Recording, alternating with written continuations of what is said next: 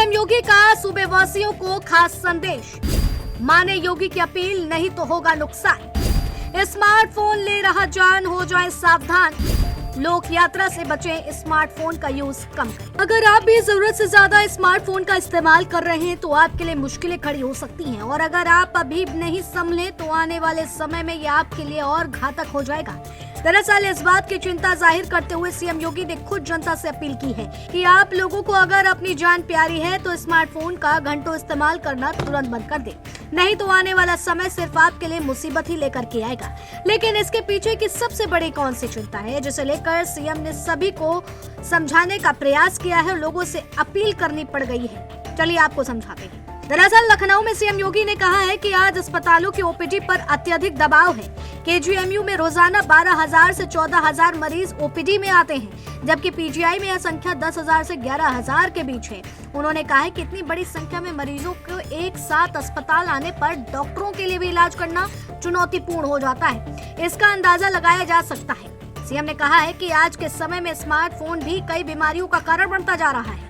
4 से 6 घंटे तक स्मार्टफोन का उपयोग करना भी एक तरह की बीमारी है। उन्होंने स्पष्ट किया है कि हृदय शरीर का सबसे महत्वपूर्ण अंग है। किडनी खराब होने पर व्यक्ति डायलिसिस के सहारे जीवन जी भी सकता है, लेकिन आपकी हृदय में ब्लॉकेज हो जाए तो यह जानलेवा साबित हो सकता है। प्रधानमंत्री जी ने अपने ट्रेडिशनल मेडिसिन को आगे बढ़ाने के साथ ही योग को 21 जून की तिथि को विश्व योग दिवस के रूप में भी तेजी के साथ उसका फैलाव किया। दुनिया उसको अंगीकार कर रही है।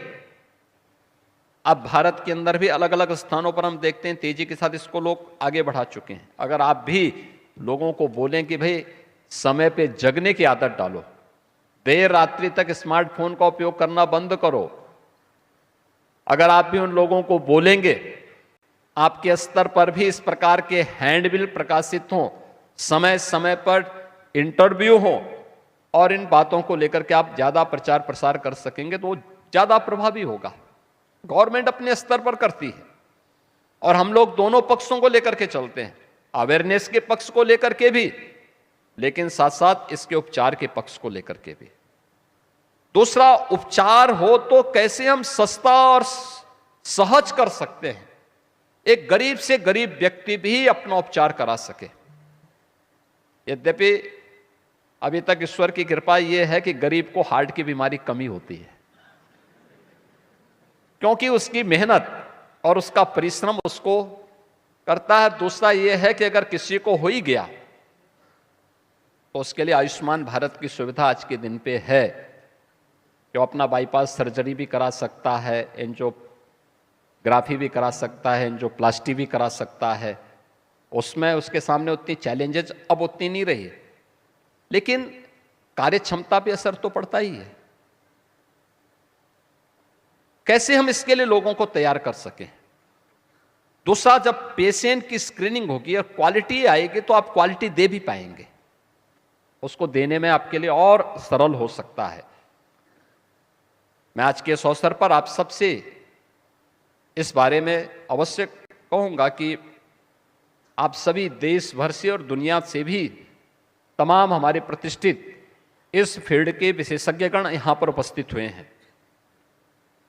हम इन दोनों पक्षों पर विचार करें और दोनों पक्षों को लेकर के अगर हम चलेंगे तो अवश्य परिणाम आएगा।